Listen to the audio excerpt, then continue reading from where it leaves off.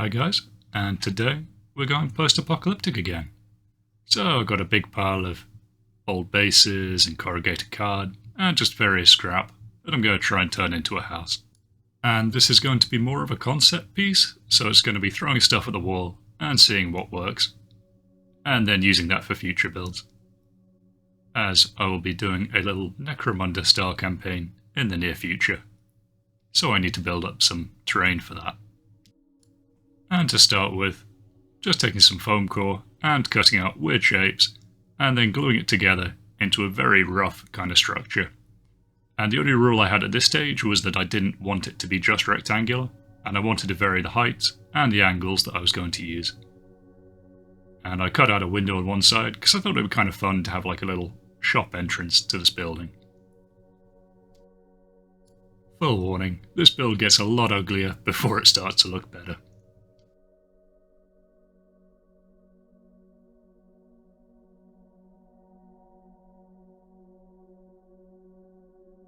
For the roof, I took the same approach, just gluing foam core on at random angles.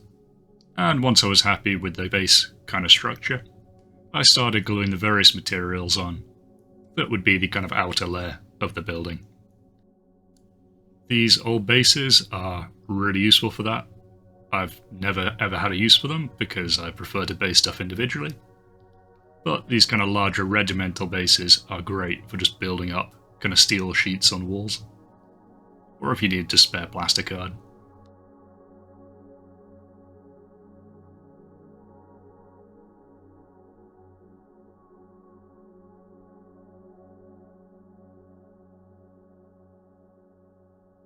Once I had a few of the plastic shapes bulked out, I moved on to the corrugated cardboard. And this was quite a useful pack to pick up because it had this sort of metallic finish to it, which I'm hoping will paint okay as well. This corrugated cardboard does a lot of work, and it pretty much covers the build at this point.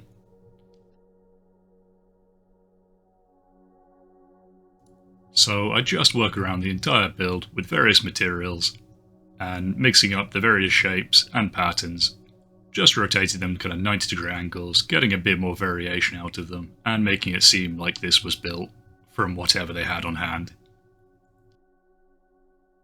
For next time, I want to see if I can get some different sizes of corrugated cardboard just to mix up the patterns a bit more, because it really is the workhorse for this build. And then using some of the underfloor insulation as well, just because it has a nice pattern on. By chopping up some strips of balsa wood, I was able to make a few kind of timber planks. And it's kind of weird that they just have wood in a post-apocalyptic setting, but I think it's also a case of they would use whatever they had on hand. This was a binding strap from a parcel I got, and it looked a bit like steel plating, so I glued that on as well.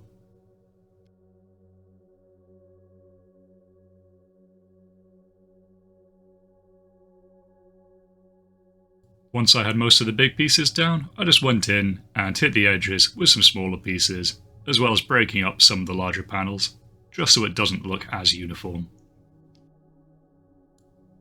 With 2 pieces of balsa, I made a simple kind of covering for the door frame, and then put some corrugated cardboard on top of that.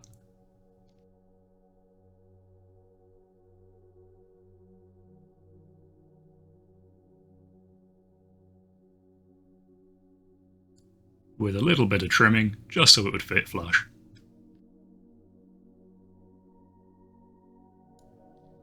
I also put a piece of the corrugated cardboard behind the entrance to the kind of shop window, so it looks like those rollers you get when people close up, which also stopped me having to do any interior work.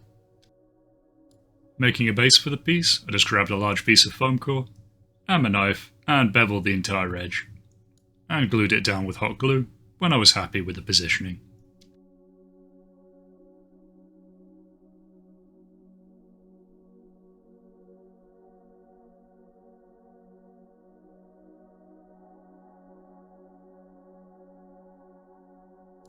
But looking at it as a whole, I wasn't so happy with the shape, and I feel like it needed a little something extra on top.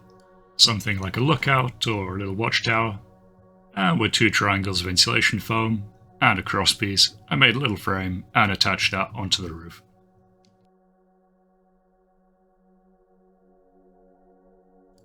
With that stuck down, I gave it the same treatment as the rest of the piece and started layering up some corrugated cardboard, some plastic, some wood, and some other random crap I had on my desk as well. This was a piece from a sweet packet. Basically, anything with a fun texture was at risk of just being grabbed and slapped onto the build.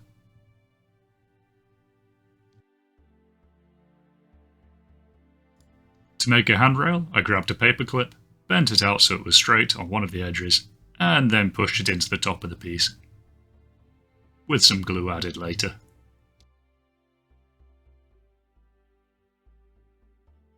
I still felt that the piece felt a bit flat, so I trimmed some bamboo skewers to various lengths, and I had the idea that if I attach them outside the building at various angles, I could then connect them together with a cloth, and it would be like a sun blocker or a canopy, and that would be quite an interesting looking feature to play with.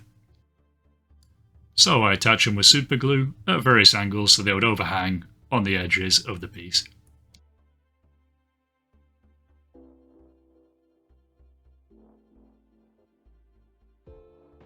With some of the pieces, I then gave them a crossbar with another piece of bamboo.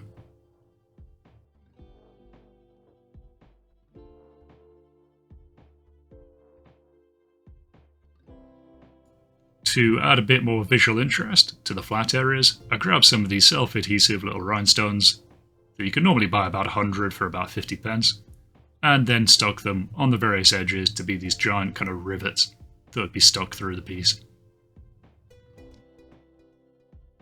It was then time to mix up some basing paste, add a PVA, black gesso, and a few different types of flock. And then smear it all over the base just to get some nice deserty texture. And especially trying to blend the seam from the top of the foam core into the edge of the beveling.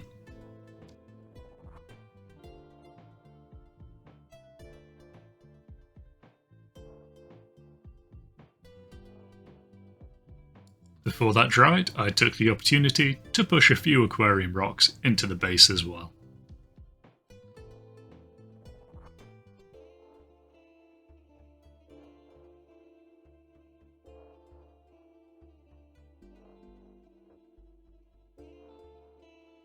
This got a small sprinkling of basic gravel as well, just to add a bit of depth of texture.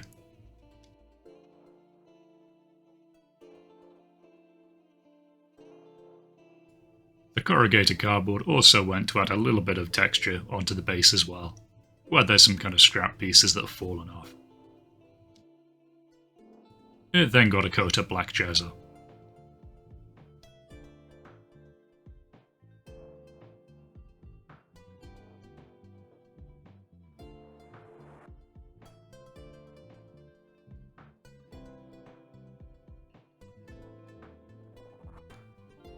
Once the black gesso was dry, I took a mid-brown and gave the entire thing a coat of that.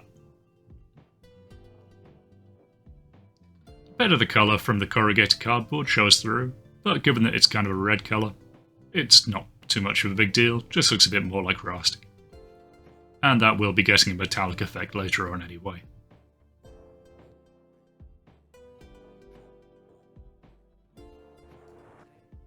For the metallic effect, I grabbed a spare piece of foam, tore it up so it had a rough edge on it, and then dabbing it into the metallic paint, I then applied it on top of the corrugated steel, by gently dabbing all around, so you get a nice bit of extra texture.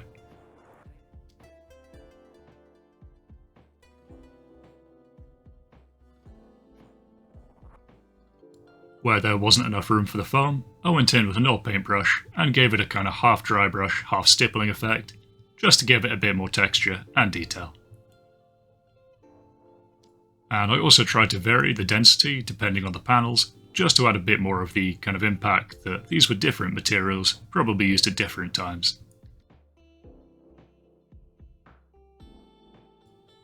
Once the metallics were completely dry, I took a dull yellow colour and another piece of foam and gently dabbed it on some of the metallic plates, just to give some brightness to the piece as well as have the effect of some rust.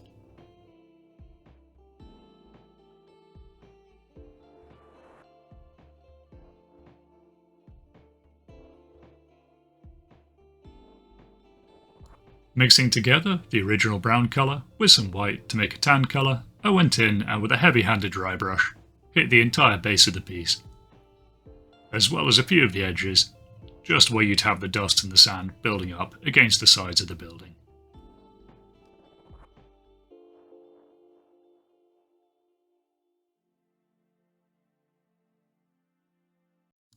Taking a very soft bristle brush and using the same colour of paint, I then gave a very light dry brush all over the piece just to gently blend it together.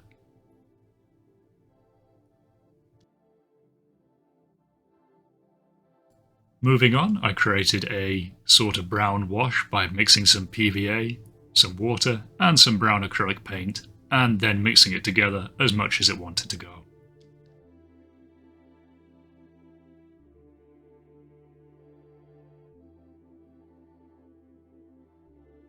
For the cloth between the pipes, I took some kitchen roll, gave it a dunk in the bath of the PVA and the brown water, and then giving it a subtle dye effect, I then wrapped it around the various pipes to be kind of a canvas material between them. And while it was still wet, you can kind of tear it to get a more natural looking effect, and just rough up the edges.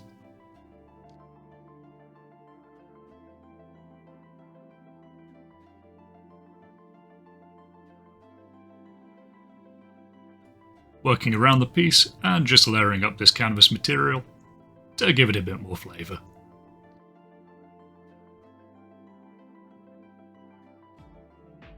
Once those were dry, they actually paled up a lot more, so they basically just look like paper.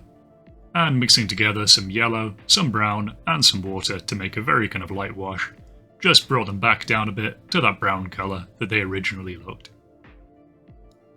And you basically just have to touch the brush to them and let the capillary effect do the rest of the work.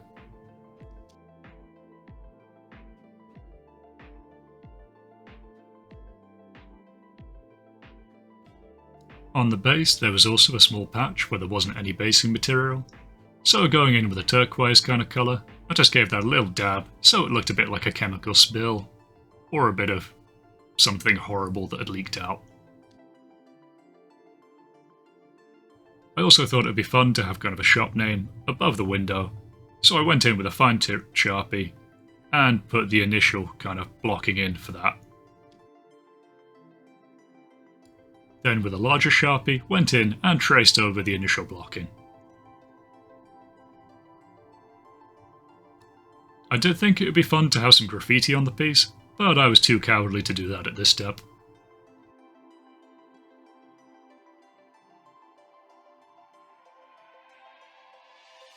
Final step as always was to add a few tufts to the base, and I've got these nice kind of burnt orange and bleached coloured of tufts, as well as these kind of thorny shrub things as well.